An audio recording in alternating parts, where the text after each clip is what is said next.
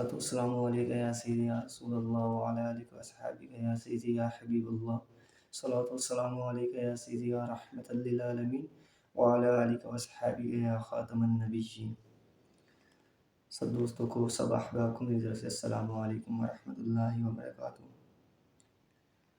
جی، آج میں نے یہ ویڈیو بنانے کا مقصد ہے کہ آپ کو پتہ ہے کہ شان سیدنا صدیق اکبر کے بعض انبیاء کے بعد سب سے افضل صحابی ہیں، سب سے افضل آدمی کون ہے پوری امت میں. تو اس میں لوگوں کا آج تک اختلاف ہی رہا ہے کہ لوگ اس پہ اختلاف ہی کرتے ہیں. کوئی مولا علی کو مانتے ہیں، کوئی سیدنا صدیق اکبر کو مانتے ہیں، اور اختلاف شروع سے ہی رہا ہے. تو میں چونکہ علماء کرام بتاتے ہیں لیکن حوالہ نہیں دیتے، تو چونکہ میں نے آپ کو پہلے بھی بتایا تھا کہ ادھر بات حوالے سے ہوگی، تو میں آج انشاءاللہ آپ کے سامنے بخاری شریف کا، کہ جس کتاب کو ہر کوئی مانتا ہے، اس کا حوالہ رکھوں گا کہ حضور صلی اللہ علیہ وآلہ وسلم اور آپ کے تمام انبیاء کے بعد سب سے افضل حضور کی امت میں سے کون ہے. تو جی، یہ حدیث آپ دیکھ بھی رہے ہوں گے، اسکرین پہ شو بھی ہو رہی ہے. یہ حدیث نمبر 3655 3655. یہ صحیح بخاری کی ہے اور اس کا سٹیٹس صحیح ہے. نبی کریم صلی اللہ علیہ وآلہ وسلم کے زمانہ ہی میں جب ہمیں صحابہ کے درمیان انتخاب کے لیے کہا جاتا تو سب میں افضل اور بہتر ہم ابو بکر رضی اللہ تعالیٰ عنہ کو قرار دیتے، پھر عمر بن خطاب رضی اللہ تعالیٰ عنہ کو، پھر عثمان بن عفان رضی اللہ تعالیٰ عنہ کو قرار دیتے.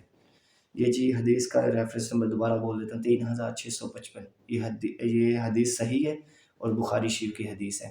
یہ آپ کو نظر بھی آ رہی ہوگی، یہ آپ دیکھ سکتے ہیں، اور بخاری شریف میں جا کے آپ وہاں سے اس کو پڑھ بھی سکتے ہیں. تو جی، اس کا مطلب یہ ہوا کہ حضور کے زمانے میں جب سب سے افضل صحابی ابو بکر کو سمجھا جاتا تھا، تو آج کے دور میں کیوں نہیں پھر سمجھا جائے گا؟ اگر حضور کے زمانے میں سمجھا جائے گا تو آج بھی یہی سمجھا جائے گا. اس کے علاوہ ایک اور حدیث میں آپ کو، چونکہ لوگ کہتے ہیں کہ مولا علی افضل ہے، تو چلیں میں مولا علی کا ہی ایک جو فرمان ہے وہ آپ کے سامنے رکھتا ہوں. یہ بھی بخاری شریف کی حدیث ہے. حدیث نمبر ہے 3671 3671. میں نے اپنے والد، یہ حضرت علی رضی اللہ تعالیٰ عنہ کے بیٹے آپ سے پوچھتے ہیں کہ بابا آپ بتائیں کہ آپ حضور کے بعد سب سے افضل کون ہے؟ تو آپ مولا علی مطلب کیا فرماتے ہیں؟ میں نے اپنے والد علی رضی اللہ تعالیٰ عنہ سے پوچھا کہ رسول اللہ صلی اللہ علیہ وآلہ وسلم کے بعد سب سے افضل صحابی کون ہے؟ انہوں نے بتلایا کہ ابو بکر رضی اللہ تعالیٰ عنہ. کس نے بتایا؟ مولا علی نے. یہ ذہن نشی رکھیے گا، یہ سیدنا علی المرتضیٰ رضی اللہ تعالیٰ عنہ نے فرمایا کہ حضور کے بعد سب سے افضل صحابی کون ہے؟ ابو بکر. میں نے پوچھا پھر کون ہے؟ انہوں نے بتلایا اس کے بعد عمر رضی اللہ تعالیٰ عنہ ہیں. مجھے اس کا اندیشہ ہوا کہ اب پھر میں نے پوچھا اس کے بعد تو کہہ دیں گے کہ عثمان ہے. وہ بیٹا سوچتا کہ اب میں پوچھوں گا تو یہ عثمان کا کہہ دیں گے، تو پھر اس لیے میں نے خود کہا اس کے بعد آپ ہیں. یہ سن کر بولے، کون بولے؟ مولا علی بولے. یہ سن کر بولے کہ میں تو صرف عام مسلمانوں کی جماعت کا ایک شخص ہوں، یہ ان کی عاجزی کا مقام ہے مولا علی کا. جب وہ کہتے تھے کہ میں تو ایک عام مسلمانوں کی جماعت کا ایک عام سا آدمی ہوں، تو پھر آج لوگ جو بولتے ہیں کہ نہیں جی مولا علی یہ تھے، مولا علی تو وہ مطلب بعض انبیاء کے بعد یہ خلافت چھینی گئی تھی، یہ تو ان کا حق تھا، ایسا کچھ بھی نہیں ہے. حضور کی زندگی میں اگر کسی کو امامت کا موقع ملا تو وہ سیدنا صدیق اکبر رضی اللہ تعالیٰ عنہ. تو اس کے بعد میں ایک اور حدیث کوٹ کرتا ہوں، بس لوگوں کو سمجھانے کے لیے کہ اللہ ان کو ہدایت دے. اچھا، یہ جو میں نے حدیث پڑھی تھی اس کا ریفرنس نمبر ہے 3671. بخاری شریف کی صحیح حدیث پڑھ سکتے ہیں آپ. اس کے بعد ایک حدیث ہے، یہ میں اب آپ کو حضور صلی اللہ علیہ وسلم کے لب مبارک سے ارشاد فرمایا. جب آپ نے ہجرت کی، غار میں قیام پذیر ہوئے نا، تو تب کیا ہوا؟ حدیث نمبر 3653، صحیح بخاری کی صحیح حدیث ہے. سٹیٹس کیا؟ صحیح. جب ہم غار ثور میں چھپے تھے تو میں نے رسول اللہ صلی اللہ علیہ وسلم سے عرض کیا کہ اگر مشرکین کے کسی آدمی نے اپنے قدموں پر نظر ڈال دی تو وہ ضرور ہم کو دیکھ لے گا.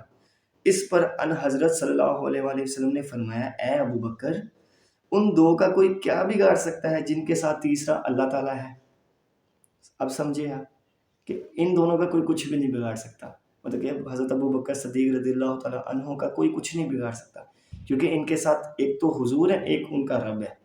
اسی لیے روزہ مبارک میں اپنے ساتھ لٹا نہیں لیا، لٹانے میں بھی بڑی باتیں.